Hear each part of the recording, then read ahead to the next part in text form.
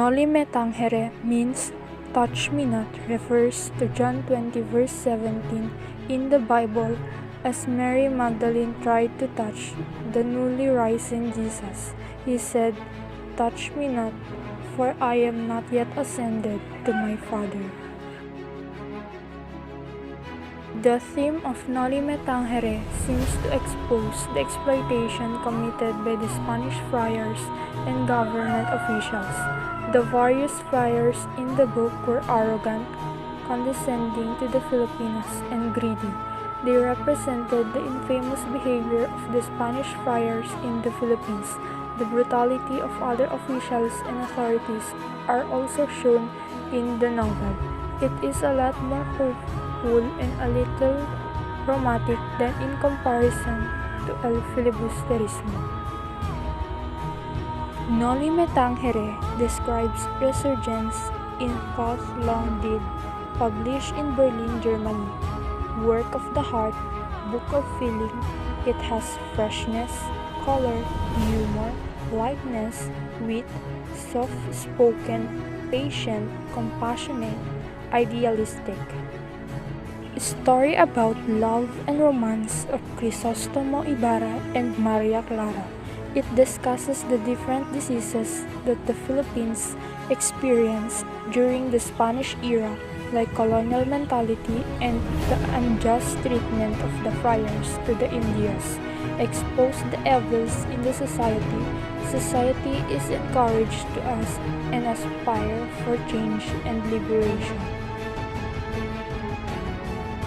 It was first written in Madrid, Spain in 1884. Then it was continued in Paris, France, and it was finished in Berlin, Germany in February 1887. It was published through the help of Dr.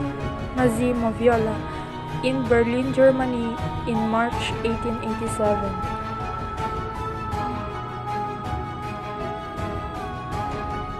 The book indirectly influenced the Philippine Revolution of Independence from Spain, which was also the plan of Andres Bonifacio that time.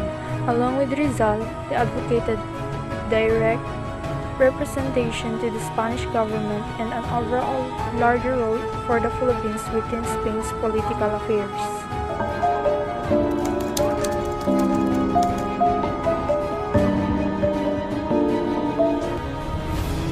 El Filibusterismo means the filibuster, also known by its English alternate title, The Reign of Greed.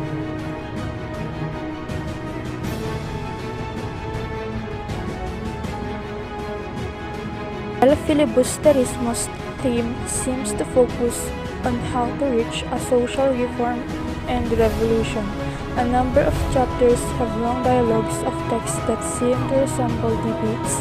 An example being Chapter 7, Simone, in which Simone tries to convince Basilio to join the bloody revolution, almost like Darth Vader trying to convince Luke to join the dark side. This represents Rizal's fading hopes for reform against his long-held abhorrence and aversion to revolution.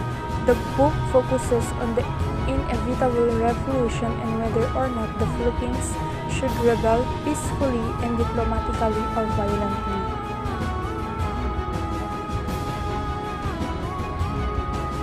In El Filibusterismo describes the pain of society today, published in Ghent, Belgium.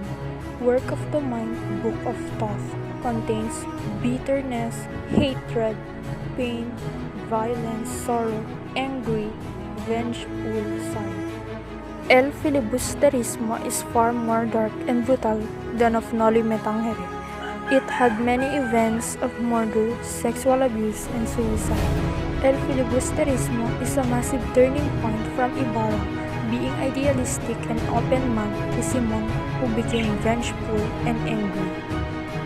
El Filibusterismo is not a mere inspiration to us Filipinos, but also a reflection which taught us lessons of yesterday which still live today.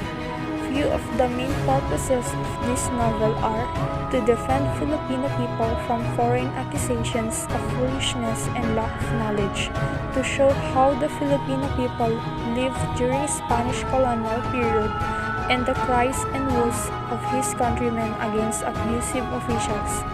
These novels, along with Rizal's involvement in organizations that aim to address and reform the Spanish system and its issues, led to Rizal's exile to Dapitan and eventual execution. Jose wrote two novels, Noli Tangere and El Filibusterismo, to show people how the Philippines were being bondage by Spain. Jose made the Philippines to get their first freedom and to get their freedom from Spain.